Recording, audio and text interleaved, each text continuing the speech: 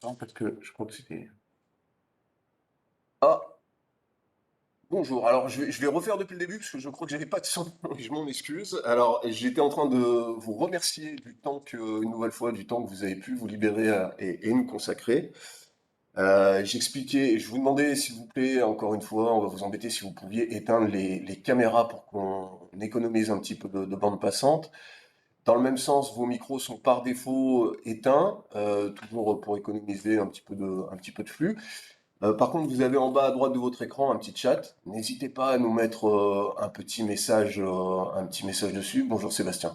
À nous mettre un petit message dessus, une petite question. On trouvera un temps pour y répondre en cours de réunion. Il n'y a pas de souci. Je vous disais également qu'on va enregistrer la réunion pour que vous puissiez y retourner. Alors, si les qualités de son et d'image sont bonnes et nous permettent de la rediffuser derrière, on la rediffusera bien sûr pour vous permettre de la reconsulter quand bon vous semble. On va essayer de tenir sur une durée, enfin sur un format assez court, hein, comme on l'avait fait la première fois, c'est-à-dire 1 heure, voire 3 quarts d'heure, si on y arrive. Sur l'ordre du jour, on voulait voir aujourd'hui plusieurs choses avec vous. La première chose, ce sont les... On voulait passer rapidement, vous présenter les décrets d'application qui sont, j'ai envie de dire, enfin parus, qui viennent un petit peu expliquer les attendus techniques, juridiques en matière de dématérialisation. Donc on a eu quelques précisions qui vont nous amener à modifier un petit peu le logiciel. Vous avez vu aussi, je pense, pendant la période estivale, qu'il y a eu des modifications sur Oxalis, sur le guichet numérique. Il y a eu une mise à jour qui a changé pas mal de choses sur l'interface et sur la façon de fonctionner. Ça nous paraissait important de revenir vers vous pour vous présenter tout ça et vous expliquer comment l'utiliser au mieux. Et puis enfin, vous faire un petit retour sur le fameux module avis de service qui va très bientôt nous permettre de consulter la plupart des concessionnaires par voie dématérialisée. Alors ce module est toujours en test hein, chez nous parce qu'il y a encore quelques dysfonctionnements et quelques bugs qu'on lève avec notre éditeur. Pour autant, il est quasiment en ordre de bataille, donc on voulait, avant de le déployer, vous faire une petite présentation et vous montrer comment ça fonctionne. Alors c'est essentiellement pour les communes pour lesquelles on instruit tous les actes, donc nous qui allons l'utiliser, mais les communes autonomes et les communes qui instruisent certains actes seront également amenés à l'utiliser, donc ça nous paraissait important de vous présenter son fonctionnement. Voilà, sans transition, je vous propose de démarrer sur la présentation très rapide. Je vais essayer de pour la pub. Merci Philippe.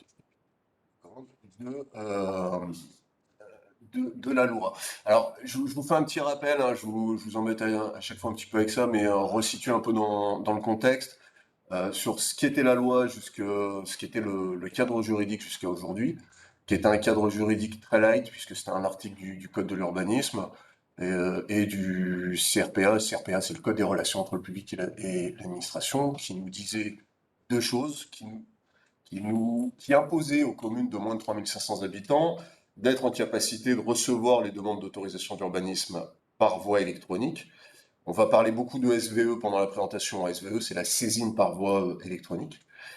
Donc de recevoir les demandes d'autorisation d'urbanisme par toute modalité. Alors, c'est très light, ça veut dire une boîte mail, ça veut dire une plateforme de dépôt, ça veut dire voilà, tout ce qui permet de déposer électroniquement est recevable. Et pour les communes de 3500 habitants, ça va un petit peu plus loin. Donc, la loi impose de se doter d'une téléprocédure spécifique qui permette de recevoir et d'instruire sous forme dématérialisée les demandes d'autorisation d'urbanisme.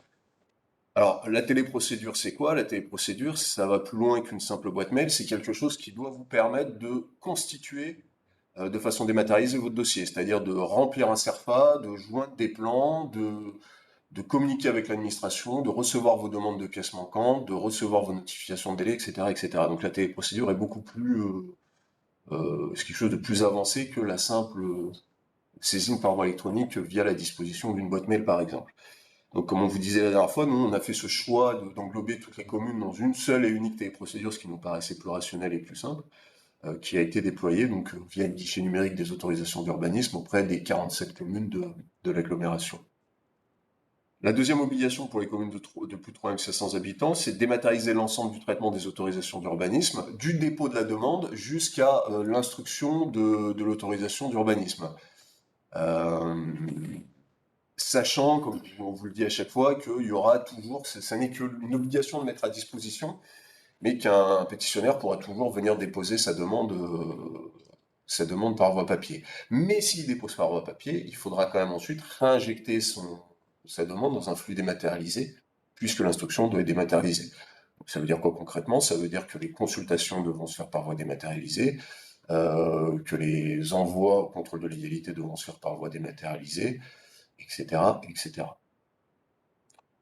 Donc tout ça, c'était le cadre juridique jusqu'à aujourd'hui qui était assez light, on va dire, qui nous donnait assez peu qui ne faisait que fixer des grands objectifs.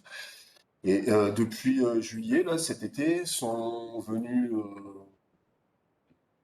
ont été publiées deux choses, un décret du 23 juillet et un arrêté du 27 juillet, qui sont venus un petit peu préciser, j'ai envie de dire il était temps, mais qui sont venus un petit peu préciser les choses. Alors ça va un petit peu au-delà de la simple dématérialisation de l'instruction des ADS. Ça balaye plusieurs domaines, et notamment l'affichage.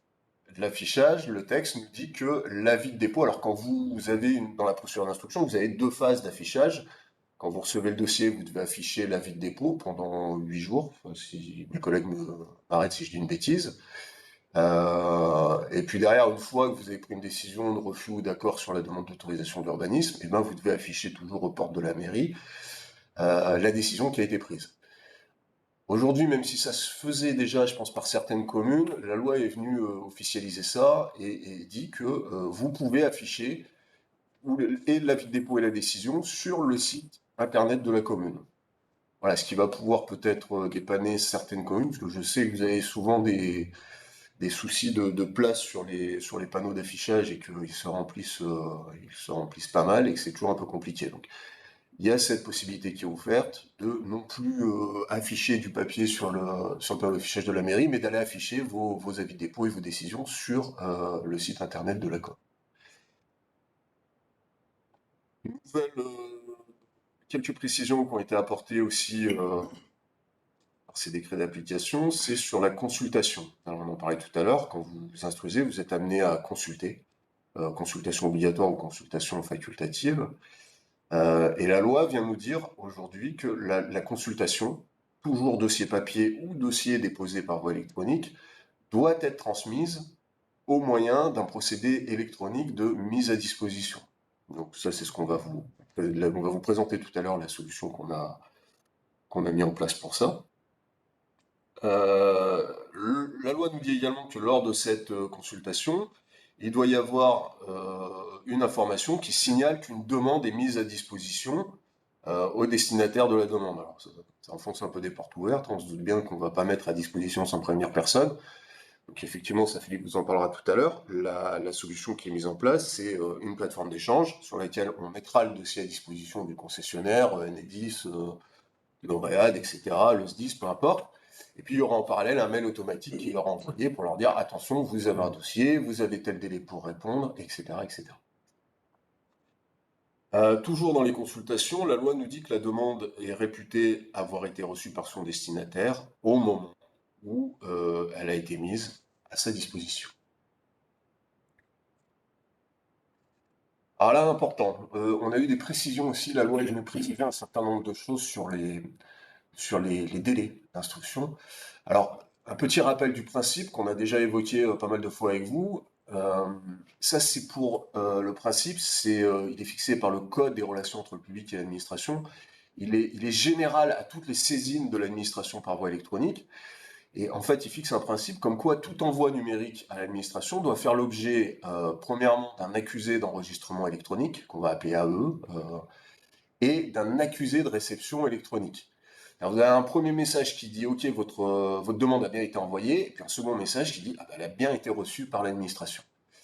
Et pour toutes ces saisines de l'administration par voie électronique, l'accusé de réception électronique doit être transmis dans un délai de 10 jours ouvrés à compter du moment où il est arrivé sur votre ordinateur. Alors ça, c'est le principe général. Si on en vient à l'ADS, euh, ce que nous disent les textes, c'est que les délais d'instruction commencent à courir au moment de l'envoi de l'accusé de réception électronique, et là c'est important, ou, le cas échéant, de l'envoi de l'accusé d'enregistrement électronique. Ça veut dire quoi? Ça veut dire qu'en fait, les délais courent à partir de la première formalité, de la première des deux modalités qui est effectuée. C'est-à-dire, vous déposez une demande de permis de construire, à partir du moment où vous avez reçu soit votre ARE, soit votre AE, boum, le délai commence à partir. Alors, nous, très concrètement, comment fonctionne le guichet numérique? M'arrête si je dis une bêtise, mais quand vous déposez un dossier, vous êtes un pétitionnaire, vous allez déposer un dossier, l'AE, il est au jour même. C'est-à-dire que vous recevez, le jour où vous avez déposé votre dossier, vous recevez votre accusé d'envoi électronique. Et puis derrière, quand vous, en mairie, vous allez accuser réception, en général, ça arrive après, le lendemain, 2, 3, 10 jours maximum après. Alors, donc, contrairement à ce qu'on vous a dit et des informations qu'on avait eues jusqu'aujourd'hui de l'État, il y a eu une modification qui a été plutôt en faveur du pétitionnaire, qui est de dire, voilà, ça va partir, le délai va partir à la date de l'AE. Alors, ça nous, je ne vous cache pas que ça nous arrange pas, parce que ça va quand même pas mal réduire le délai d'instruction par rapport à ce qui nous avait été annoncé jusqu'aujourd'hui. Alors, le logiciel a bien été modifié par rapport à ça, c'est-à-dire que vous vérifierez sur vos envois, sur vos dossiers électroniques, on a bien un démarrage du délai au moment de l'AE. Ça vaut pour le dépôt du dossier, mais ça vaut aussi pour les demandes de pièces. C'est-à-dire, dès que vous recevez des pièces complémentaires, vous avez suspendu le délai d'instruction, vous avez fait une demande de pièces complémentaires, vous recevez 5-6 pièces, automatiquement le logiciel va faire partir le délai à compter de la date de l'AE de la dernière pièce. Il va arriver que vous receviez, vous demandez 3 pièces, vous en recevez une le 1er janvier, une le 5 janvier, une le 10 janvier, et bah boum, le logiciel automatiquement va faire courir les 3 mois, les 2 mois, les 1 mois à compter de la réception de la dernière pièce. Petite précision, ce qui est assez logique, c'est en cas de jour férié, vous avez un dépôt de dossier par exemple le dimanche, le délai commencera à courir à compter du premier jour ouvré, c'est-à-dire du lundi suivant le dimanche. Ça aussi, le logiciel a été paramétré pour que ça soit intégré automatiquement. Sur la composition des dossiers, on a eu quelques précisions, mais là j'ai envie de dire que ça va de soi. La loi vient nous dire qu'en cas de saisine par voie électronique, donc de dépôt d'un dossier électronique, le demandeur n'a pas à produire des exemplaires supplémentaires. Vous savez que le Code de l'urbanisme demande pour la DP, je crois, 5 dossiers, pour le permis 10 exemplaires plus quelques pièces, etc., etc. Là, bien sûr, logiquement, ça sera qu'un seul exemplaire en cas de dépôt électronique. Petite précision importante, ça Philippe en reparlera, Philippe et Karim en reparleront tout à l'heure, c'est une obligation qui se justifie techniquement en fait. En gros, la loi nous dit que chaque pièce doit être constituée d'un fichier distinct, pièce jointe et pièce complémentaire. Ça veut dire quoi? Ça veut dire, mais ça va se faire de fait via le paramétrage du guichet numérique. Ça veut dire concrètement que vous allez déposer un permis de construire. dans lequel vous intégrez il y aura un plan masse, un plan coupe, un plan de façade, etc. Vous ne pouvez pas, dans votre dépôt, faire un seul fichier PDF avec le plan masse, le plan coupe, etc. Il faudra bien un PDF pour le plan masse, un PDF pour le plan coupe et un PDF pour euh, enfin, chaque pièce du dossier, euh, un fichier. Ensuite, la loi vient nous fixer un certain nombre d'exigences, excusez-moi, un certain nombre d'exigences, parmi lesquelles des exigences fonctionnelles. Alors, quelles sont ces exigences? La loi nous dit que la solution mise en place doit permettre aux demandeurs de constituer et de déposer une demande d'autorisation d'urbanisme. C'est pas une surprise. Donc ça, le guichet numérique qui a été déployé dans les communes le permet tout à fait. Il doit permettre à la commune de recevoir, d'enregistrer ses demandes et d'en accuser réception. Donc ça, il n'y a pas de souci, c'est une des fonctionnalités du guichet numérique. Il doit permettre les échanges d'informations, pièces, courriers, notifications entre le demandeur et la commune. Vous avez pu constater qu'il y a bien les notifications de délais, notifications de pièces manquantes, etc., les notifications d'arrêté, tout ça, tous les échanges, l'intégralité des échanges entre pétitionnaires et communes est intégrée dans le guichet numérique. Il doit permettre à la commune d'instruire une demande, y compris le suivi des demandes d'avis, d'accord et les délais de procédure. Donc également, il permet bien, alors ça on en reparlera tout à l'heure, de faire des demandes d'avis, de suivre les demandes d'avis, les délais, etc. Tout ça, il n'y a pas de souci. Il doit permettre au demandeur de consulter son dossier et son état d'avancement. Donc ça, vous avez pu le voir au travers des différents ateliers qu'on avait fait, où on l'avait fait vous intervenir en tant que pétitionnaire, que vous avez bien la possibilité sur le guichet numérique de suivre l'état d'avancement de votre dossier. Ensuite, il doit permettre de paramétrer les droits d'accès des personnes selon les fonctionnalités qu'elles sont autorisées à utiliser, les dossiers auxquels elles sont autorisées à accéder. Donc là, oui, il y a bien un paramétrage aujourd'hui, mais qui est relativement simple, parce qu'il n'y a que le pétitionnaire qui peut y accéder. Il y aura peut-être des évolutions ultérieures, on y travaillera, ça se passe sous ton contrôle, Philippe, mais qui permettront à l'architecte qui suit le dossier d'intervenir dans le dossier. Et bien sûr, il faudra que l'architecte soit authentifié, etc., pour qu'il n'ait pas accès à des informations auxquelles il ne doit pas avoir accès. Donc, ça, encore une fois, on est OK là-dessus. Ensuite, la loi vient fixer des exigences techniques un petit peu plus précises et, euh, et nous dire que, attention, la solution mise en œuvre doit accepter un minima les fichiers d'une taille de 10 mégaoctets, les formats PDF, JPEG et PNG. Là, encore une fois, on est bon, parce que je crois qu'on est sur, enfin, je crois pas, je suis sûr, on est bien sur 10 mégaoctets de taille maximum pour les fichiers, et puis les formats, je crois qu'on va un petit peu au-delà, parce qu'on doit avoir PDF, JPEG, PNG, bitmap, il me semble. Tout à fait. Et puis je crois un autre format supplémentaire. Voilà, donc ça, il n'y a pas de souci. La solution doit garantir la fiabilité, la sécurité, la confidentialité des comptes utilisateurs des acteurs et leurs échanges. Ça, vous avez bien vu que quand vous, en tant que pétitionnaire, vous connectez, vous avez bien sûr un mot de passe qui vous permet d'être le seul à pouvoir vous connecter et à avoir accès aux informations.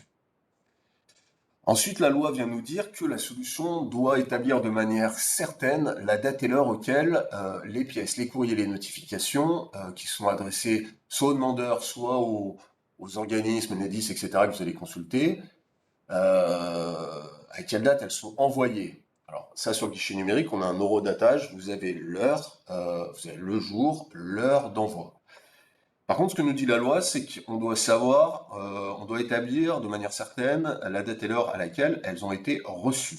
C'est-à-dire, si ce que je comprends aujourd'hui, que c'est un espèce d'accusé de réception qu'on n'a pas. Donc, c'est quelque chose qui va être travaillé pour qu'on puisse intégrer ça sur le guichet numérique.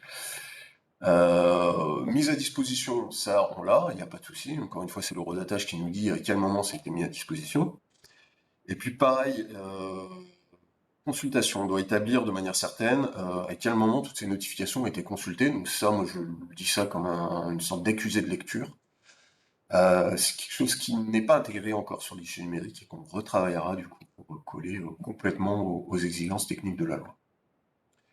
Ensuite, la solution doit permettre d'établir de manière certaine la date et l'heure auxquelles les demandes, documents, informations, etc., ont été adressées par le demandeur, sont reçues. Donc ça, pour moi, c'est OK, parce qu'on a bien l'eurodatage, encore une fois, qui nous indique bien à quelle date ça a été mis à disposition, transmis.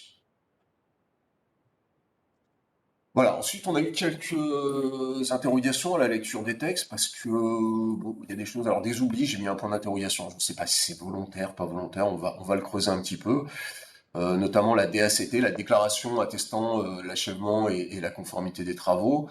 Le code de l'urbanisme dit toujours, texto, qu'elle est adressée par pli recommandé avec demande d'avis de réception postale au maire de la commune ou déposée contre des charges à la mairie. À aucun moment il n'est évoqué une dématérialisation du dépôt de la DACT, ce qui me paraît assez étonnant. Bon, dans tous les cas, nous, ça a été intégré sur le guichet numérique et la DACT peut être déposée par voie numérique. À partir du moment où vous avez fait tous vos dossiers par voie numérique, et ben vous pouvez le continuer et finaliser votre dossier par voie numérique.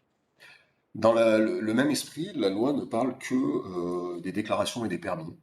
Le silence total sur les certificats d'urbanisme. Alors je ne sais pas si c'est un oubli ou une volonté. En tout cas, nous, et comme beaucoup d'autres communes et de collectivités qui se lancent dans la démat, les certificats d'urbanisme ont été dématérialisés. Donc l'instruction, le dépôt peut se faire par voie électronique.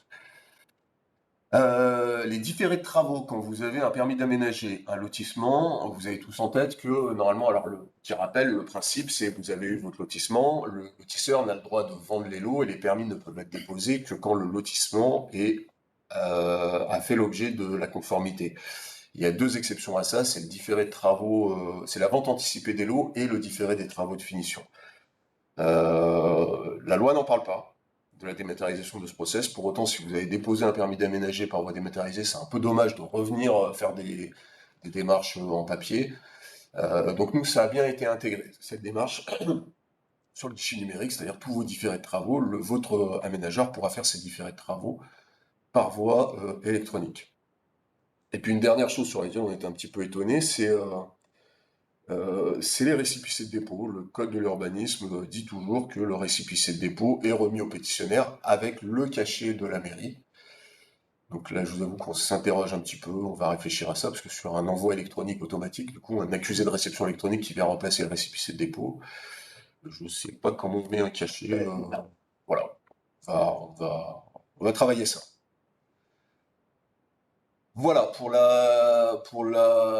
les quelques modifications, les quelques précisions juridiques qui sont intervenues en juillet dernier. Je ne sais pas s'il y a des questions. Tu laisses. Je vais carrément prendre la souris. Voilà. Je vais juste baisser pour voir si. On va le mettre comme ça. Permettre de. Ah, c'est pas mal. Voilà. C'est ce que je voulais faire tout à l'heure, mais je voulais pas couper, en fait. Ok, non, bah écoutez, il n'y a pas de question. Je vais passer alors très rapidement sur les quelques petites modifications qu'il y a eu sur le logiciel.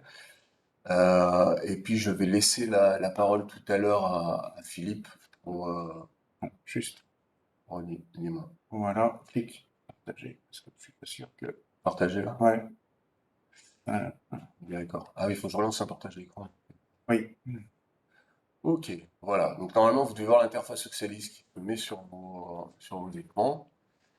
Comme on vous le disait tout à l'heure, il y a eu quelques petites, enfin pas si petites d'ailleurs, parce que ça change pas mal ça va peut-être changer un peu les habitudes de travail. Il y a eu quelques modifications sur Oxalis.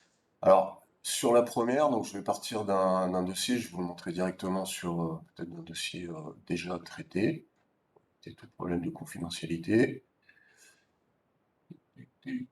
Ah,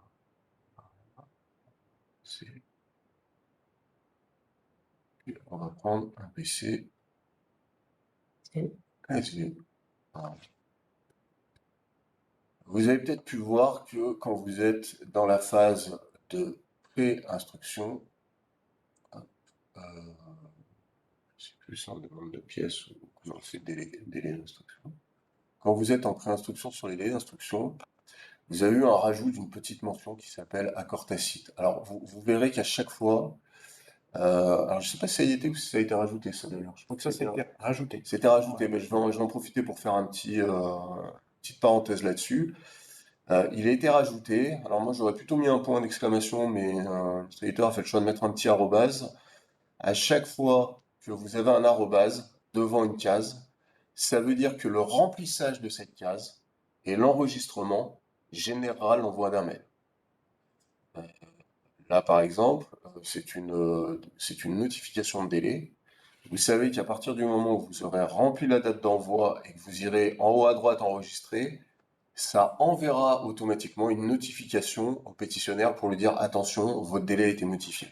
Voilà. Et l'arrobase pour le délai est également important pour que l'ordinateur calcule la date à laquelle il doit indiquer Exactement, le délai. exactement, C'est pour exactement. ça que c'est ces deux champs qui doivent être obligatoirement remplis. Voilà, donc ça vous alerte, comme dit Philippe, du fait que ça va envoyer un mail automatiquement et que c'est un champ très important parce qu'il va vous permettre, comme le disait Philippe, de calculer votre délai. Là, c'est le délai de réception des pièces, donc le délai de 3 mois qui partira pour permettre au pétitionnaire de remettre les pièces manquantes. Je reviens sur l'accord tacite.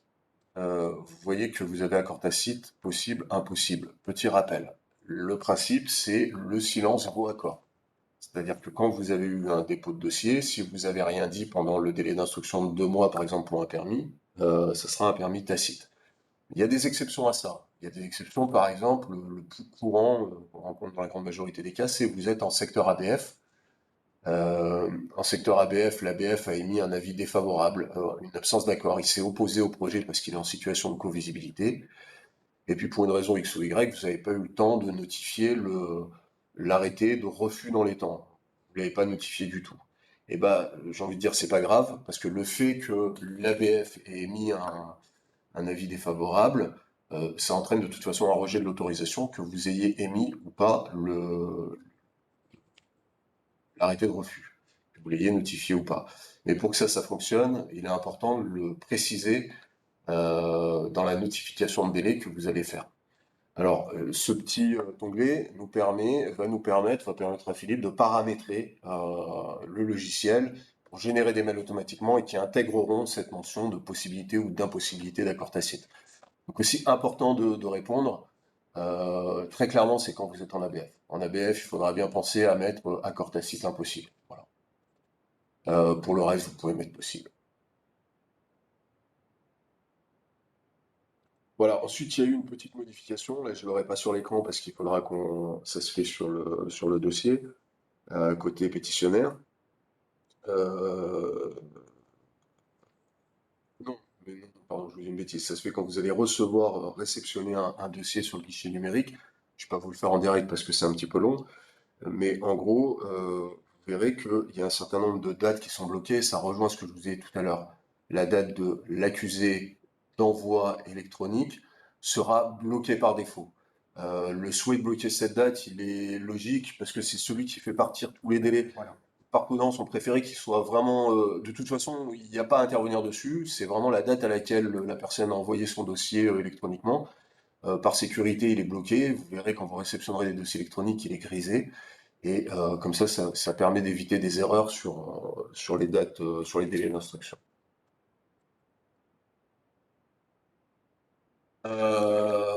Pareil, ce que je vous disais tout à l'heure, sur les différés de travaux,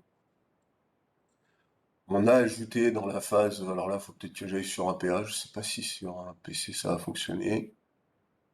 Donc, dans l'onglet décision, vous avez ajouté une décision. Il a bien sûr été ajouté. Tac, tac, tac. Et maintenant, je ne l'ai pas, il faut aller dans les PA. Vous aurez à chaque fois dans les permis d'aménager, dans cet onglet-là, ajouter une décision, vous aurez le différé des travaux de finition et vous aurez la vente de l'eau anticipée. Ce qui vous permettra de générer une décision. Donc forcément, vous serez là dans votre phase de décision au moment du PA, mais vous n'aurez pas encore généré votre décision d'accord ou de refus sur le PA. Euh, Non, si, pardon, j'ai une bêtise. Vous aurez généré votre décision d'accord ou de refus sur le PA. Il n'y aura pas encore la conformité, mais vous pourrez ajouter une décision ici de différé de travaux ou de vente des lots par anticipation qui viendra se surajouter en bas et qui nous permettra ça nous permettra de la dématérialiser. C'est-à-dire que dans la même logique que la décision que vous ferez ici, à partir du moment où vous aurez rempli votre date d'envoi, sur laquelle je fais une petite parenthèse, vous avez bien vu qu'il y a un arrobase, et la date de signature, vous voyez qu'il y a un arrobase, ça va générer un envoi, et ben vous aurez la même chose, sauf que ça s'appellera pas décision initiale, ça s'appellera décision de différé de travaux. Et ça vous permettra de l'envoyer par voie dématérialisée et ça permettra au pétitionnaire de la retrouver sur son guichet numérique dans la même foulée que sa décision, etc. Et d'éviter bien sûr de revenir et de revenir au papier. Voilà, il y a eu quelques modifications aussi dans les dossiers SVE. Alors ça, je ne vais pas dire que c'est des modifications, on va parler d'amélioration. C'était un petit peu le fouillis dans les échanges ici. Vous connaissez tous maintenant, vous avez, je vous en parlais tout à l'heure, l'horodatage. Vous avez toutes les actions qui ont été faites par voie dématérialisée, avec le détail des mails qui ont été transmis, l'intégralité des mails que vous avez transmis. Donc vous trouvez la trace et vous avez bien sûr la date et l'heure à laquelle ça a été reçu, transmis, pris en charge, etc., etc. C'est vrai qu'on s'est rendu compte que c'était un petit peu dans le désordre. Donc tout ça a été repris chronologiquement, du plus récent au plus ancien, si je dis pas de bêtises, pour permettre de vous y retrouver un petit peu plus facilement. Je vous parlais tout à l'heure, alors je sais pas Philippe si tu veux en parler, vous avez ici autre chose, là vous avez les échanges ici avec le demandeur. Ça, c'est tous les échanges entre vous, communes. Donc, vous voyez que vous avez l'accusé d'envoi électronique, l'accusé de réception électronique, que vous avez une demande de pièces manquantes, ou non, là, ouais, c'est une demande de pièces manquantes. Donc, vous avez reçu des pièces manquantes, vous avez émis un ARE sur la demande de pièces manquantes. Donc, ça, c'est bien les échanges entre vous et le pétitionnaire. Et là, vous avez les échanges, qu'on va pouvoir consulter par voie dématérialisée, entre vous et la personne que vous, et l'organisme que vous avez consulté. Donc là, vous avez bien la date de transmission, ce qu'on évoquait tout à l'heure, et l'heure de transmission du dossier à la personne que vous avez consultée. La personne que vous avez consultée, vous la voyez ici, c'est Enedis. Donc là, on voit qu'Enedis a été consulté par voie électronique et on retrouve ce qui n'existait pas avant. Ce qui n'existait pas avant, exactement. Euh, Ça, n'y faites pas attention, vous avez un nouveau bouton, vous n'y faites pas attention, on verra plus tard, mais qui s'appelle montrer les échanges avec le parapheur. C'est tout simplement, si demain une commune souhaite connecter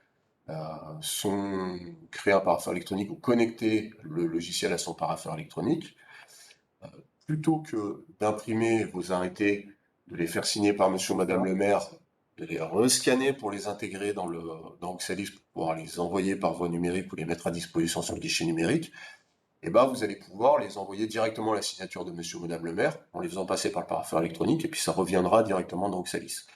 De la même manière, si vous faites ce choix et si vous choisissez cette option, vous allez pouvoir voir à quelle date vous avez envoyé votre courrier, à quelle date il a été signé, etc., etc. Donc tout est l'objet d'avoir une traçabilité sur toutes les actions et toutes les étapes de l'instruction.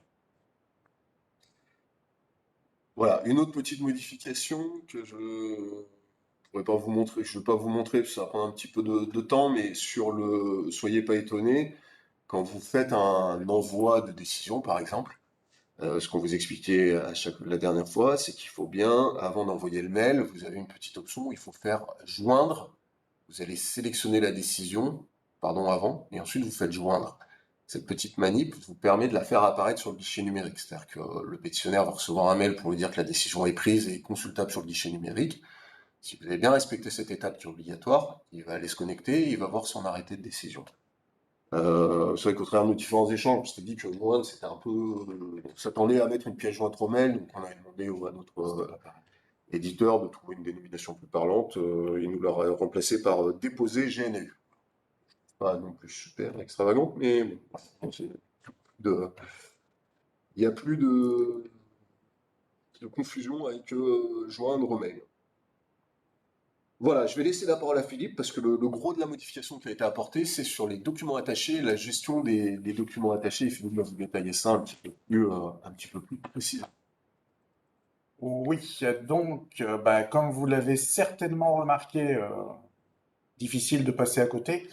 Lorsque vous allez dans vos éléments, enfin pièces attachées, documents attachés ici, vous avez remarqué que toute la fenêtre s'est complètement transformée avec notamment et principalement, puisque c'est les deux choses importantes à retenir, l'apparition de la colonne catégorie et l'apparition de la colonne code.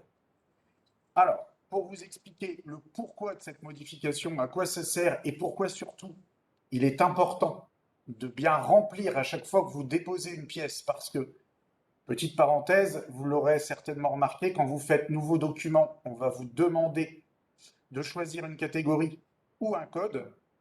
Vous avez tout de même la possibilité de ne choisir qu'un des deux, voire, il me semble, de mémoire, aucun des deux, mais je suis moins sûr. Mais toujours est-il qu'un seul des deux. Je vous déconseille fortement de n'en sélectionner qu'un seul et on va voir ensemble pourquoi. Pour ça, il va falloir revenir sur ce que je vous ai montré pendant le dernier webinaire, c'est-à-dire le module avis de service, sur lequel on y reviendra avec Karim tout à l'heure pour refaire une petite présentation pour ceux qui n'auraient pas vu. Alors effectivement, avis de service ne concernera que les communes autonomes et semi-autonomes, on va dire. Les non autonomes, vous n'avez pas à vous en occuper, c'est nous, service CAPH, qui feront la manipulation. Pour les autres, on verra ça tout à l'heure avec Karim, mais on l'avait déjà présenté. Donc, avis de service vous permettez, ou vous permettra dans le futur, puisque comme disait Mathieu, nous sommes toujours en test, vous permettra de consulter les gestionnaires, les services extérieurs par voie dématérialisée. Avant, déjà, ce n'était réservé qu'aux dossiers dématérialisés. Aujourd'hui, ça va être étendu à l'ensemble des dossiers, donc dossiers dématérialisés et dossiers papier.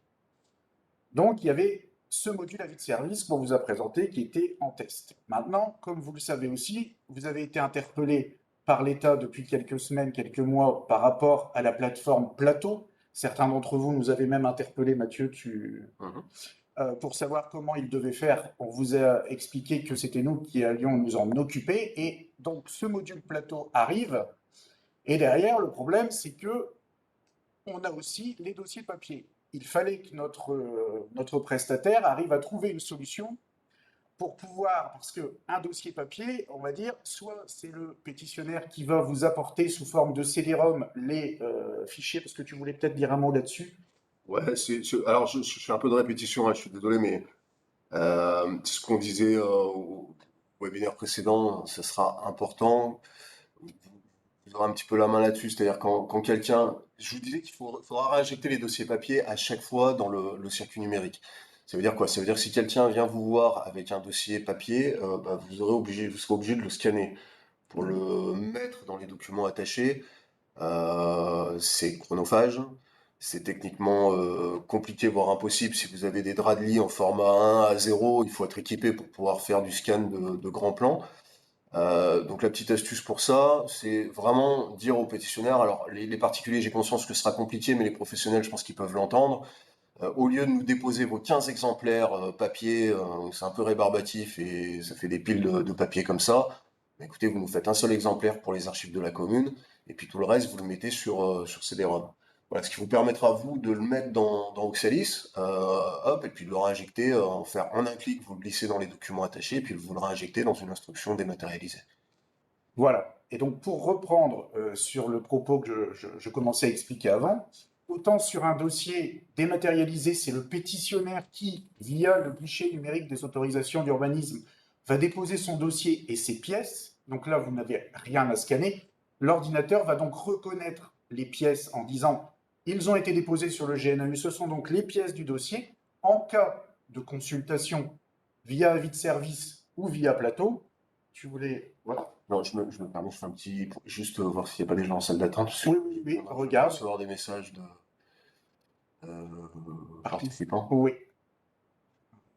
Non, il n'y en a pas. Il n'y a personne en salle d'attente. Euh, donc, Autant pour Voilà, moi. je t'en prie. Donc, je disais donc, autant l'ordinateur arrive à identifier que ça a été déposé sur le guichet numérique des autorisations d'urbanisme, il fait un package, et dans le cas d'une consultation dématérialisée, il va prendre ce package et l'envoyer au concessionnaire ou au gestionnaire, autant lorsque c'est un dépôt papier et que c'est vous, via un CD-ROM éventuellement, ou si vous rescannez les documents qu'on vous a déposés, l'ordinateur ne saura pas quel dossier il va devoir envoyer au concessionnaire ou au service extérieur pour la consultation dématérialisée. Pour ça, d'ailleurs, je vous ai préparé ce petit, hop, on va y arriver, voilà, ce petit document pour être plus clair. La situation avant la dernière mise à jour, on était bien dans une situation où on n'avait que le GNAU en dossier dématérialisé, le pétitionnaire déposé, les pièces étaient transmises à Oxalis. Dans le cas d'une consultation, on transmettait ces mêmes pièces vers les services extérieurs. Souci, aujourd'hui, hop, dossier papier plus plateforme Plateau. Donc on a bien une deuxième plateforme, Plateau qui, je le rappelle parce que je ne l'ai pas dit tout à l'heure, est la plateforme de l'État. Avis de service, concessionnaire, gestionnaire hors État, Plateau, consultation des services de l'État et également, c'est le bonus, je l'avais dit la dernière fois, transmission au contrôle de légalité, taxes, citadelle et je n'oublie rien, je crois. Voilà, donc on a bien ces deux cas de figure. Il fallait donc trouver une solution pour que l'ordinateur comprenne que ici, on est d'accord, facile à identifier pour lui, c'est déposé sur le GNAU, c'est déjà en numérique, mais qu'il comprenne comment identifier les pièces qui seront envoyées à ces deux services. C'est pour cela qu'il a fallu uniformiser la dénomination des pièces déposées pour que l'ordinateur identifie l'un comme l'autre et qu'il puisse transmettre au GNAU, à l'avis de service ou au module Plateau. C'est pourquoi je vous disais, maintenant que je vous ai expliqué cela, je vais peut-être faire la parenthèse Plateau tout de suite. Petite parenthèse pour Plateau tout de même, vous aurez certainement remarqué, puisque pour vous faire un point sur l'avancée, on va commencer à déployer le module Plateau en test. Vous aurez remarqué que, par exemple, dans Décision, vous avez un nouveau bouton qui est apparu, qui est grisé pour le moment, Transmission Plateau. Celui-ci servira notamment pour l'envoi de la décision au contrôle de légalité. Voilà, on reviendra après pour le module avis de service Plateau pour la consultation des gestionnaires. Du coup, je reviens sur, hop, voilà, mais, je vais y arriver, consultation, voilà. Maintenant que je vous ai expliqué ceci, vous allez comprendre pourquoi il est impératif de bien remplir la catégorie ou le code.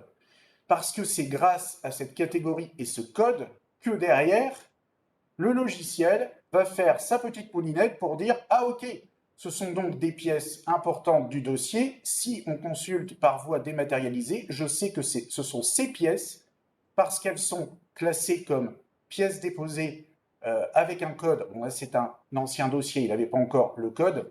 Mais autrement, vous avez pièces du dossier et ici, DP1, DP2, DP3. Il faudra bien être vigilant à bien renommer les pièces pour que la transmission se fasse. Dans le même sens, si je peux compléter, si je me permets, dans le même sens, vous aurez votre courrier de consultation qui sera scanné et signé par Monsieur le maire. Donc il reconnaîtra aussi qu'il y a le courrier de consultation qui doit aussi bien être envoyé au concessionnaire, plus les pièces qui vont bien, sachant qu'il y aura des exclusions de pièces, parce qu'il y en a certaines qui doivent être confidentielles, donc qui ne seront pas envoyées, etc. Voilà. Donc c'est vraiment important qu'elles soient nommées, parce que le logiciel automatiquement viendra choisir les pièces qui sont envoyées. Voilà. Et de cette façon, c'est grâce à ça, parce que si jamais vous ne mettez ni catégorie ni code, voire uniquement une catégorie et pas de code, le logiciel n'identifiera pas la pièce et lorsqu'on voudra consulter par voie dématérialisée, le logiciel n'enverra que celles qui sont estampillées pièces, par exemple DP1, DP2. Donc s'il y en a une où c'est pièce et aucun code, par exemple, eh bien le gestionnaire ne le recevra pas. Ce qui veut dire que potentiellement, il peut recevoir une demande d'avis vide. Et là, pour vous rendre un avis pertinent, ça va être un peu compliqué. Pour ça que je vous demande d'être vigilant, en tout cas sur bien estampiller catégorie et code pour chaque document inséré dans les dossiers. Et du coup, ça explique, ceci explique cela. C'est pourquoi tout à l'heure, quand je vous disais la réforme du code de l'urbanisme est venue dire qu'il faut déposer un PDF pour chaque pièce du dossier, enfin un PDF, je dis pas que peu importe, pour chaque pièce du dossier. Et ben c'est justement pour permettre ça, pour permettre de coder chaque pièce, pour pouvoir l'envoyer derrière, la transmettre, enfin en tout cas l'identifier pour le cas échéant, la transmettre dans le cadre de consultation Tout à fait. ou dans le cadre de plateau, ce que disait Philippe, parce qu'il y a, quand vous enverrez au contrôle de légalité ou quand vous enverrez au service des taxes, ce ne sera pas forcément les mêmes pièces qui intéresseront ces services. Donc ça permettra de les choisir et de les identifier. Voilà. Là, alors maintenant qu'on a fait cette explication pour ces documents attachés, on va revenir peut-être sur le module avis de service avec Karim et je vous fais une parenthèse aussi sur plateau en même temps pour les consultations dématérialisées puisque ça sera la même chose. Alors je vais essayer de trouver un dossier. Voilà. Pourquoi je n'en ai pas? Il ne va plus m'en donner. Pardon? Le PC d'ici. Ah, tu avais un PC? Ok. C'est juste pour montrer, pour pouvoir donner celui-là. Ok. Donc, euh, je reviens, donc on va refaire la parenthèse sur la consultation par avis de service, on va refaire un petit point. Première chose à remarquer, c'est que je vous l'avais montré la dernière fois, lorsque vous consulterez pour les communes autonomes ou semi-autonomes, lorsque ce sera mis en place et que vous pourrez consulter par voie dématérialisée, ça va être très simple, je vous l'avais montré la dernière fois, vous allez faire consulter, tout simplement. Et la dernière fois, par contre, ça a été un peu modifié. La dernière fois, je vous avais expliqué qu'il y avait un onglet ici, service papier, et un onglet ici, service numérique, dématérialisé. Avec la nouvelle mise à jour, on a fusionné les deux. Pourquoi? Comme je vous l'ai dit tout à l'heure, maintenant, les consultations dématérialisées vont être possibles aussi bien sur les dossiers numériques que sur les dossiers papier. Il n'était plus donc nécessaire de faire la distinction entre les deux. Par contre, vous pourrez tout de même voir, si vous consultez un service papier ou un service numérique, juste ici, dans la colonne du milieu qui est vide ici, si vous descendez, enfin si je descends, vous allez voir que vous avez un petit arrobase. Ce qui signifie que celui du dessus ici, c'est consultation Enedis papier, avec le petit arrobase, consultation Enedis par voie dématérialisée. Par mesure de sécurité, j'ai prévu de rajouter cette petite parenthèse avec AS, avis de service, tout simplement. Lorsque Plateau sera en fonction, puisque là on parle bien avis de service uniquement les gestionnaires, concessionnaires et services extérieurs hors État. Quand Plateau sera mis en place, ce sera exactement la même chose. C'est-à-dire qu'à ce niveau-là, ce sera transparent pour vous. Vous aurez toujours le petit arrobase, simplement ce sera, exemple concret, le SDIS. Voilà. L'ordinateur se chargera au moment où vous aurez sélectionné Enedis ou SDIS. C'est lui, vous n'aurez rien à faire, c'est lui qui sélectionnera, soit de passer techniquement par le module avis de service, soit de passer techniquement par la plateforme Plateau. Petite précision, c'est vrai que depuis tout à l'heure on dit État, puis là on vous parle du SDIS, vous allez me dire le SDIS c'est pas l'État. Oui. Oui, le SDIS adhère à Plateau en fait, même si c'est pas l'État, ils ont conclu, il y a une convention avec l'État. Alors pour être transparent là-dessus, c'est vrai que nous on a eu quelques discussions avec nos contacts des DTM.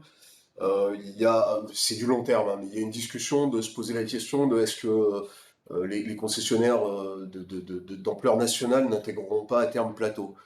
Vous comprenez bien la difficulté, on a échangé. Alors juste pour être transparent là-dessus, on a rencontré avec Philippe les différents concessionnaires. Oui. Vous voyez qu'ils ne sont pas tous estampillés encore, c'est parce qu'on est en train on travaille un peu sur leur connexion et l'utilisation de logiciels pour progressivement les intégrer dans la démarche. Oui, parce que c'est des configurations techniques, on ne va pas vous rentrer là-dedans, Voilà. mais il y a des échanges techniques à faire avec eux pour la mise en place. Il y a un petit peu de paramétrage, donc ça se fait progressivement.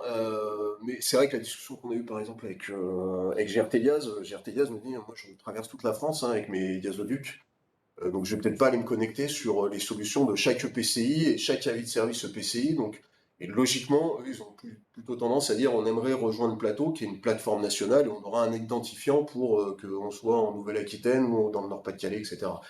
Donc il y aura peut-être à long terme ce glissement de certains concessionnaires type Enedis peut-être, type GRT Gaz, vers Plateau. Par contre, l'État nous dit qu'à l'heure actuelle, ils n'intégreront pas les petits les concessionnaires locaux, type syndicat de gestion des eaux, assainissement, des ordures ménagères, etc. Donc il y aura toujours besoin de ce module avis de service pour permettre de les consulter, eux, électroniquement.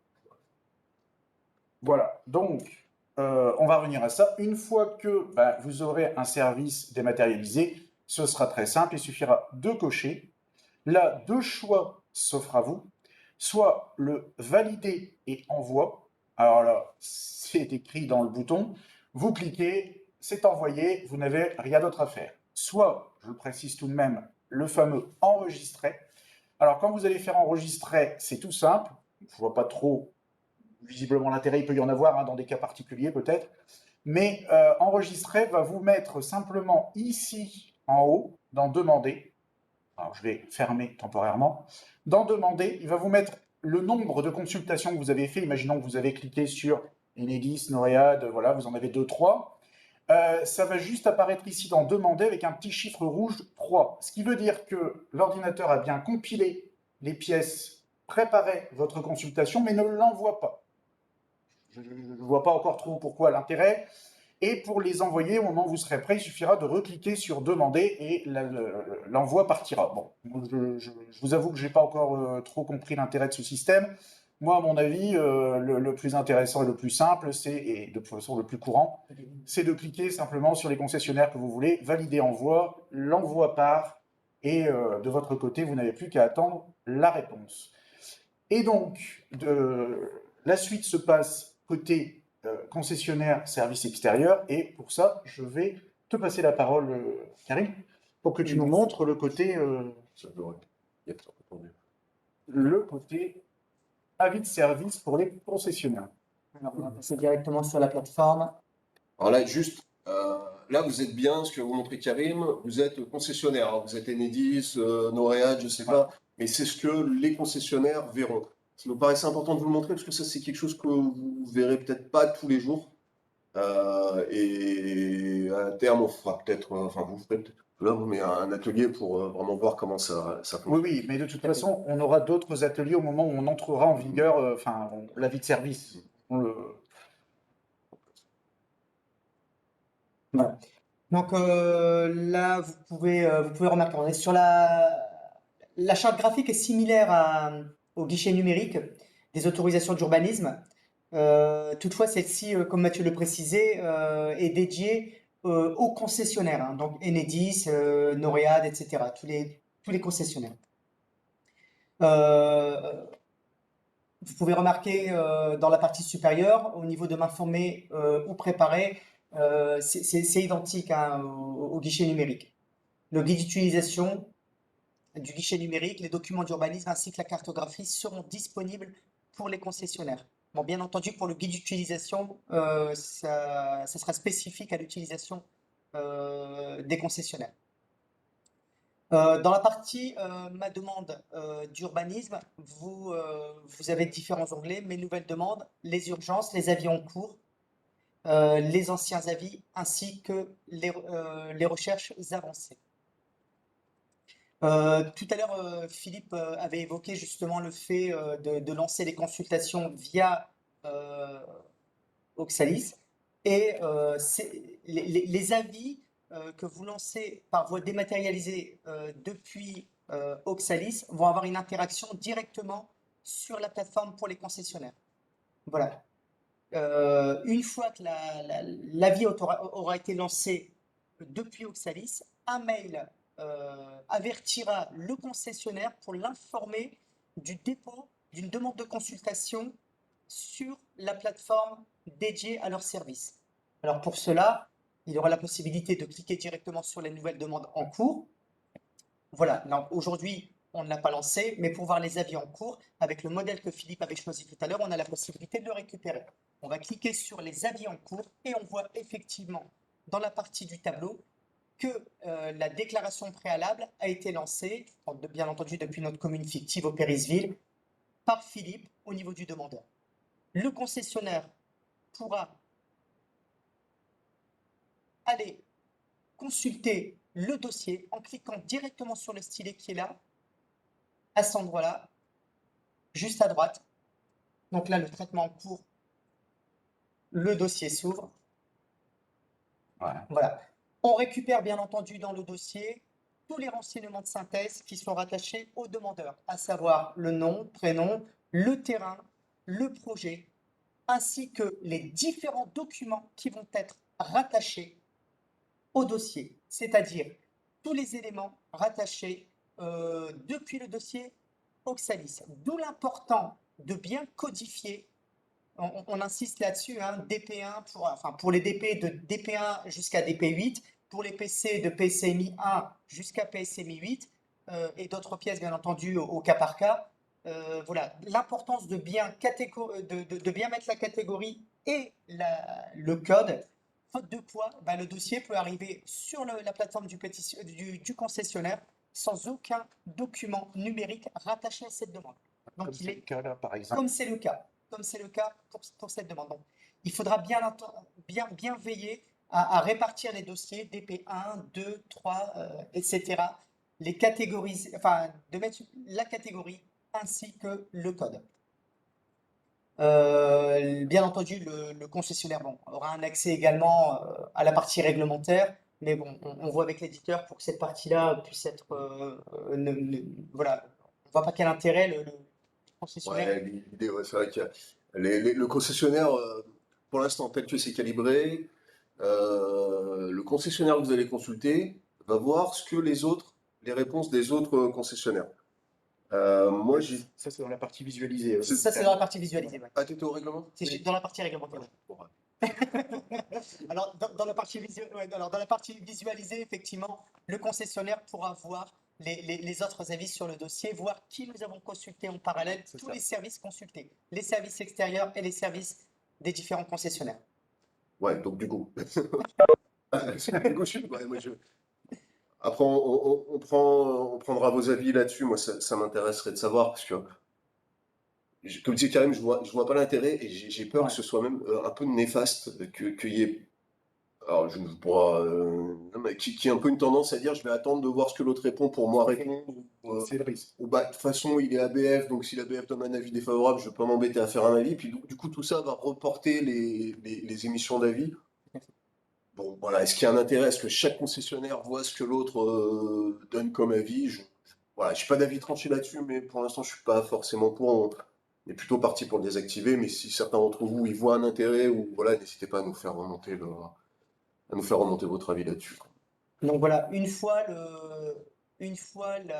les différents éléments, le dossier déposé sur la plateforme, le concessionnaire, bien entendu, pourra répondre directement à notre demande. Pour cela, voilà, vous voyez qu'il y a différents champs, bien entendu, la date de rédaction de leur avis.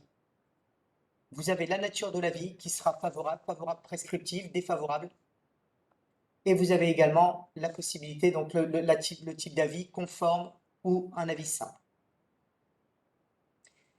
Alors pour cela, il aura la possibilité, il aura la possibilité de rédiger directement son avis dans le contenu de la réponse, ici là au niveau du champ. Mais par contre, nous, on insiste et on voit avec l'éditeur justement pour pouvoir modifier cette modalité de réponse afin d'importer directement un document. Pourquoi? Alors, on veut effectivement avoir le courrier avec le cachet, le logo et la signature du concessionnaire. Pour cela, il importera donc directement, il rédigera sur son PC l'avis, son courrier. Il aura la possibilité de le signer, le renumériser et de l'importer directement sur la plateforme. Une fois avoir cliqué directement sur importer le document, il se positionnera ici directement. Ça, je peux faire. Oui. Hop, le document viendra se placer ici directement en attente et cliquer directement sur la transmission. Et on va pouvoir aller revoir directement. Petite précision, il peut également déposer un commentaire Oui, tout à fait. à l'intention de l'instructeur. C'est-à-dire qu'il y a le document officiel de réponse à l'avis Et au cas où, parfois ça peut arriver qu'un instructeur d'un concessionnaire ou Oui, d'un service extérieur veuille laisser un message directement à l'instructeur, il peut laisser en commentaire, ce qui ne sera pas considéré comme réponse officielle. oui. C'est-à-dire qu'il y a la réponse officielle, puis après il y a le commentaire en cas de litige, au cas où une... voilà. Après, dans le même idée, quand tu de la réponse, on va réfléchir à le C'est désactiver ça. Voilà. pour forcer. Alors, l'idée, ce serait pas qu'on vous laisse un avis, qu'on nous laisse un avis avec 3 lignes en PDF, avis OK, pas de problème. Bah, non, un avis, ça a quand même un caractère officiel qui doit revêtir au moins le cachet, une signature de l'organisme que vous consultez, parce que vous allez le joindre, vous avez l'obligation de le joindre à votre arrêté. Donc voilà, on va peut-être désactiver ce petit Word simplifié là pour ne laisser que importer un document et commentaire de la réponse. Oui, parce que pour être complet sur ce que tu dis, il y avait la possibilité, le prestataire avait laissé la possibilité d'insérer un modèle, comme on peut le voir, je sais pas, si tu veux bien mettre la souris, voilà, insérer un modèle pour les concessionnaires afin de formater, si vous voulez, cet équivalent de Word, en fait, pour le formater comme ils le souhaitent avec leur logo, tout ça, mais on trouve aussi que ça fait beaucoup de travail pour le concessionnaire pour, bah, en fait, pas forcément grand-chose dans le sens où ils peuvent importer quelque chose qu'ils ont déjà en stock et qui plus est, insérer un modèle n'enlèvera pas la signature qu'on n'aura pas, forcément. Alors que sur importer un document, ça peut être un document qu'ils ont signé, rescanné et transmis. Voilà. Donc voilà. Je fais une petite parenthèse, on a du Ouais. monde dans la salle d'attente. Ah, oui, donc si tu peux, voilà. Je vais juste laisser ça, je te rends la main juste après un petit carré. Voilà, en attendant, j'en profite pour répondre. Je crois qu'on a une remarque de Sabrina sur le chat qui nous dit c'est de plus en plus compliqué pour les agents de la mairie. Il faut bien savoir reconnaître les pièces et bien distinguer les Voilà. catégories ou SNOD. Ouais. Et que le son n'est pas très bon. On va parler plus fort. On va parler plus fort. Parler plus fort, mais oui, alors, pitié pour les agents de mairie. Alors, nous, on l'a utilisé hein, pour l'instant. C'est vrai, méfiez-vous, parce que quand on présente à l'oral, ça peut paraître plus compliqué que ça n'est réellement. À l'usage, c'est mon avis, c'est pas très compliqué quand vous faites ça me paraît pas très compliqué quand vous émettez, quand vous éditez, pardon, un document, de simplement renseigner si c'est une pièce ou si c'est un courrier ou etc. Parce que vous verrez que c'est quand même pas mal automatisé dans le truc. Par contre, là où c'est compliqué, où je te rejoins, Sabrina, c'est que c'est dans les faits. Dans les faits, vous avez souvent des pétitionnaires qui vont venir vous déposer non pas un plan masse, et un plan coupe et un plan des façades. Vous avez des fois sur un format A3, le plan masse, le plan coupe, enfin tout est sur un même plan. Et ça, on le voit sur les dossiers numériques. Bah, qu'est-ce qu'ils font? Eh ben, ils nous mettent 14 fois ils nous mettent 10 fois le même plan, parce qu'on leur demande, nous, le plan couple, le plan de façade, etc. Ils n'ont pas forcément envie de changer leurs habitudes, donc c'est peut-être compliqué. Donc, quand on ouvre les pièces sur le GNAU, bah, on a 4-5 fois la même pièce, et puis du coup, nous, ça nous mange aussi place en hébergement. Donc, oui, là-dessus, je pense que ça contraint plus le pétitionnaire qui doit bien scinder ses pièces, et ça, j'avoue que c'est pas simple pour eux, et du coup, pour nous, derrière, à gérer. Il faut le reconnaître. Voilà. Et deuxième chose, moi, ce qui me paraît compliqué, c'est si on faisait que du papier, ça me paraît simple. Si on faisait que du numérique, ça me paraît simple. C'est toujours pareil, c'est la gestion du double flux. C'est de gérer des dossiers en numérique et de gérer des dossiers en papier. J'avoue que oui, c'est une gymnastique. Clairement. Merci Mathieu. Voilà, une fois le document importé, il est en attente d'envoi et vous voilà, juste cliquez directement sur transmettre.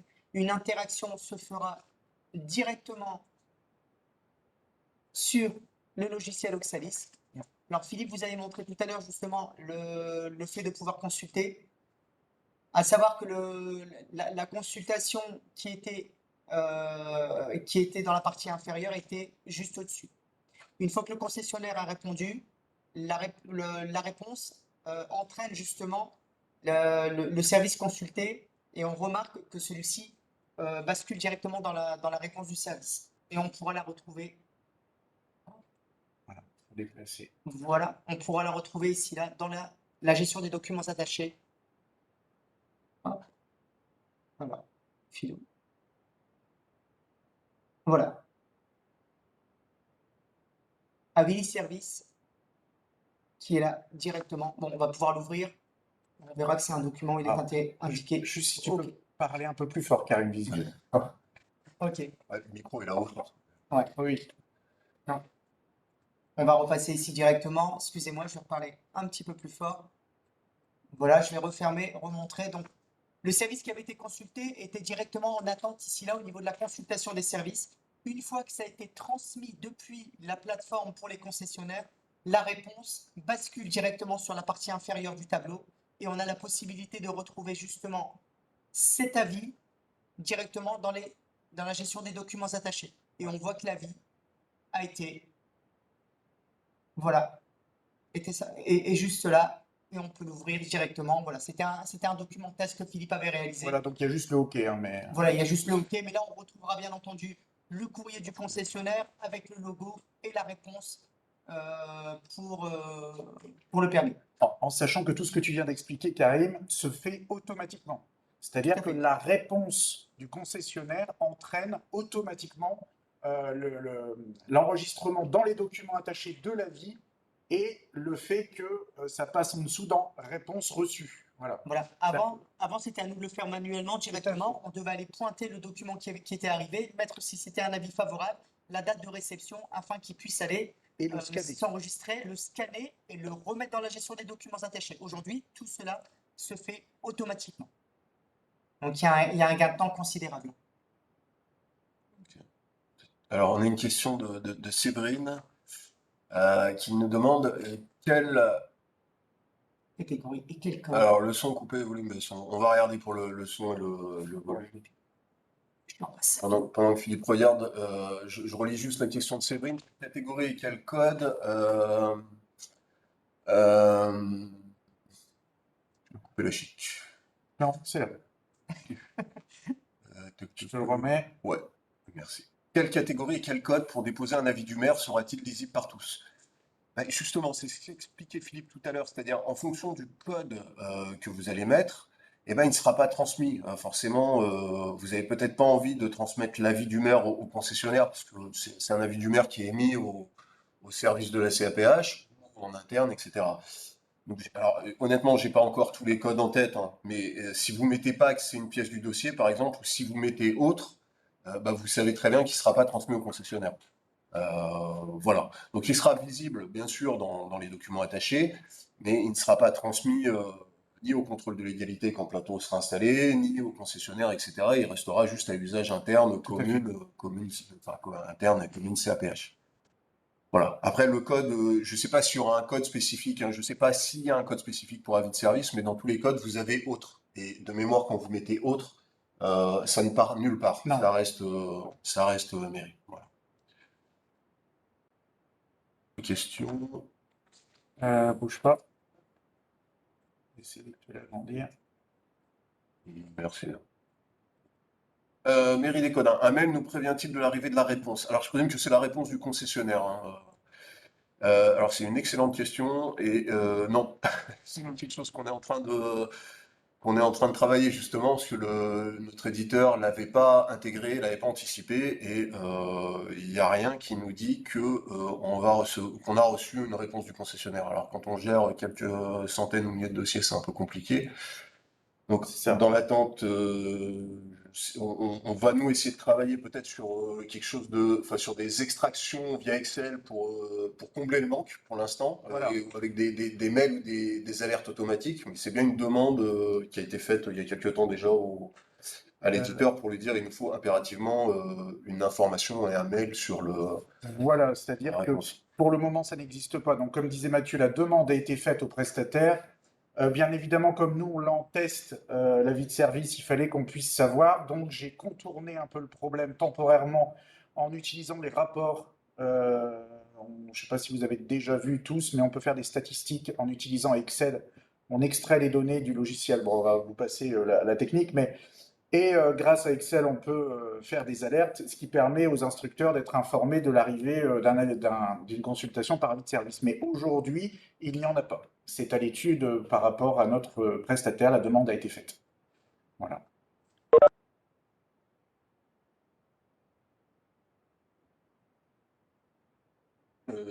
J'ai coupé quelqu'un. Non. Karim, t'avais terminé? Karim, je ne sais plus si tu avais terminé. Alors, j'ai juste un petit message pour les données citadelles. Oui. Je passe le message. Juste un petit message, je profite du webinaire. Chaque mois, nous transmettons les données Citadel à l'Adréal pour les statistiques. Je voulais juste vous rappeler l'importance de bien saisir l'intégralité du CERFA sous Oxalis. Des contrôles qualité se font chaque mois par les services gestionnaires de Citadel. Et comme vous pouvez le voir, je vous envoie parfois des mails qui sont, enfin, je vous fais suivre les mails pour avoir des renseignements sur les dossiers. Bien entendu, nous, ils sont archivés, donc je vous sollicite justement pour pouvoir compléter. Veillez à bien compléter également la nature, la date de la décision, les déclarations d'ouverture de chantier, les DACT. Donc, veillez également à relancer les différents demandeurs lorsque la DACT n'a pas été déposée, car Citadel les réclame également. Je vous remercie par avance. Voilà, donc alors on va peut-être rendre les micros. Je sais pas, ouais, là du coup on va réactiver vos micros si vous avez des questions, des compléments, des remarques, par micro, prenez la parole ou par le chat, hein, y a pas de souci. On va se donner un petit temps d'échange. Alors on a une question sur le chat. Comment faire quand un dossier déjà réceptionné continue de s'afficher? Guichet numérique, ça doit être ça, non? Sur le guichet Je numérique. pense que c'est sur le guichet numérique dans les demandes en ligne, si je ne dis pas de bêtises. C'est-à-dire que Ouais, vous avez d'accord. réceptionné dans demande en ligne et pourtant il continue de rester affiché. C'est bien ça que, si je comprends votre question. Voilà, d'accord. Donc dans ce cas, vous pouvez m'appeler. Je pense qu'on a mes coordonnées. Et j'enverrai un mail. C'est un bug qui se produit. Alors pas souvent, c'est arrivé dernièrement à REM, mais j'ai pas connaissance que ça soit très récurrent. Mais toutefois, ça arrive parfois. Vous pouvez me contacter, je transmets au prestataire qui débloque rapidement. Et puis derrière, il travaille pour éviter que ça ne se reproduise. Mais oui, c'est déjà arrivé. Vous pouvez me contacter. Je vous en prie.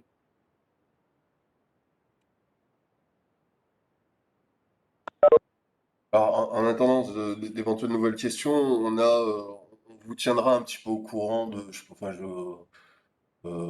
sais pas trop moi.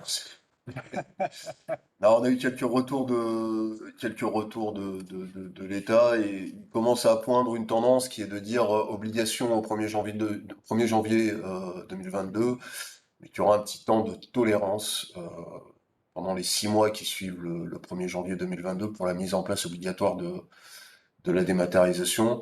Concrètement, nous, on voit avec les interco avec qui on échange qu'il y en a qui commencent à peine à se lancer dans l'aventure dématérialisation. Donc, voilà, je pense que je suis assez pessimiste sur le fait que les collectivités seront prêtes au 1er janvier 2022. Il y aura une tolérance de l'État là-dessus. Nous, en tout état de cause, je pense qu'on peut dire que les consultations, le guichet numérique, tout ça fonctionnera. Avec un doute sur Plateau, je pense que Plateau, ça va se mettre en place progressivement C'est ça. en début d'année 2022.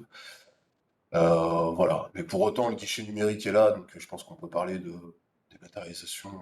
Pour, euh, pour compléter ce que tu viens de dire, moi, les informations que j'avais, alors c'est à prendre avec des pincettes parce que ce ne sont pas des données encore officielles, hein, c'est ce qui se dit, c'est que cette tolérance serait admise pour les collectivités qui auraient entamé déjà le processus de dématérialisation. C'est-à-dire que les communes et les collectivités qui se feraient un peu retoquer seraient celles qui n'auraient encore rien initié. Nous, c'est pas notre cas, on est loin de ne rien avoir initié, on a déjà lancé, on est déjà en bonne phase. Donc nous, ça ne nous pose pas de problème et on pourra éventuellement bénéficier de cette tolérance si toutefois elle est avérée. Voilà. Écoutez, s'il n'y a pas d'autres questions, comment je vois que les micros sont coupés.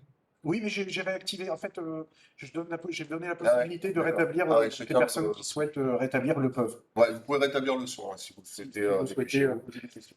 Voilà.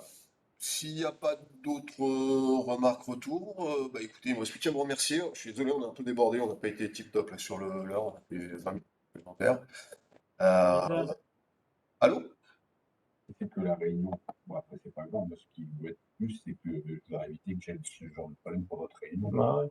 Là, en l'occurrence, les collègues, pas la réunion en question, Alors Sébastien, on vient de t'entendre très mal. On a entendu la fin de ta phrase. Je sais pas. Donc, là, ce matin, mais ça a été le même problème pour d'autres fois. Il y a eu un problème de son, c'est ça que je comprends. Apparemment, c'est dans les deux sens. Ouais. Ouais, on n'entend pas. Ouais. Il y a un problème de son. Bah, écoutez, je pense qu'on va revenir à la configuration qu'on avait eue sur le premier webinaire de juin pour les prochains, où il me semble que le son était bien meilleur et que la Ouais. configuration était bien meilleure. Ouais. Voilà, on innove un nouveau matériel là, donc il y aura peut-être des réglages à faire. En tout état de cause, si le son est pas bon sur le webinaire, on refera peut-être la vidéo pour vous la mettre à disposition derrière avec un son correct. Ouais. En tout cas, on note ce problème et l'enregistrement de notre webinaire sera consultable sur quoi? Sur YouTube, sur une chaîne Aglo, et puis on vous donnera le lien sur YouTube pour consulter Tout à fait. l'enregistrement. D'ailleurs, je ne sais pas si tout le monde avait eu le précédent, parce qu'il y avait un lien. Et Pardon. le télétravail lundi en changeant l'opérateur.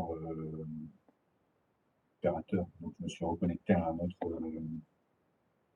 Wi-Fi. Il ne peut pas y avoir d'incidence là-dessus. Ah, par rapport à la connexion, non, il ne peut pas y avoir d'incidence.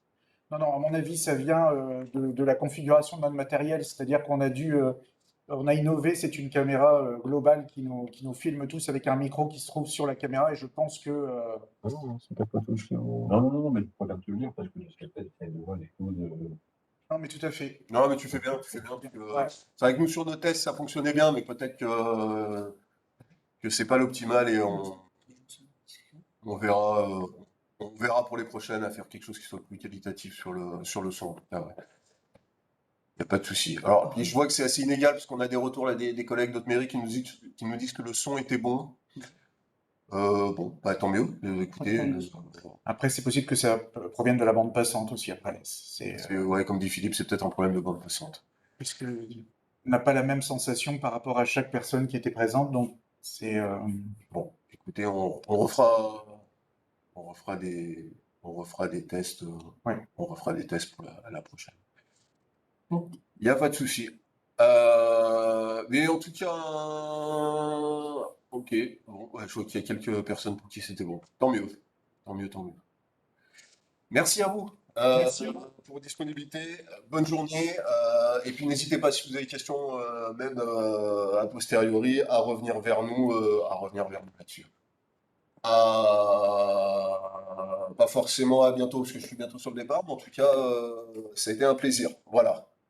Au revoir à tous. Au revoir. Au revoir.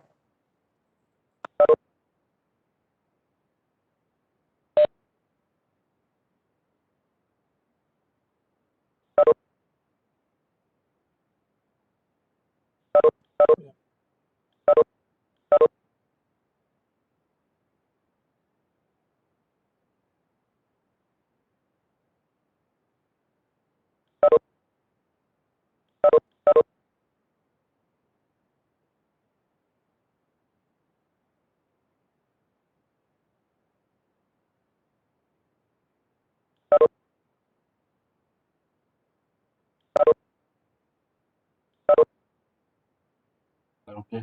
Bon, on est ressorti avec ça. J'ai un souci on est en réunion vidéo et pas de son du tout. Non, pas lui, hein.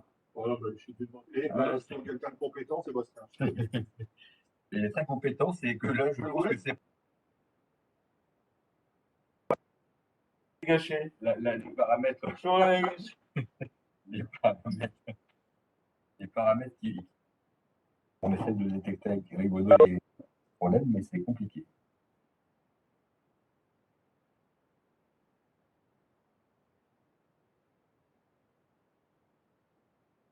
Ah, puis là, c'est fini. Ouais, j'aime bien qu'ils font. Ouais. Pas complètement. Non, mais de toute façon, pour la réunion, laisse tomber, mais Ouais, mais non, je voudrais bien savoir. Faudrait qu'on essaie de se faire une réunion, tu sais, à deux, après en ouais, début pour d'après-midi. tester, ouais, voir Ouais. s'il y a le même Si ça vient de chez eux ou Ouais, tu ouais. vois. On fera ça en début d'après-midi, on se fera une réunion Ouais. en Webex. Je suis con. Et moi, tu verras si ça marche ou pas. Ouais. Quand même bizarre, ça. Je pense que ça doit être fini. Et j'aurais aussi besoin d'un PC, Bono, pour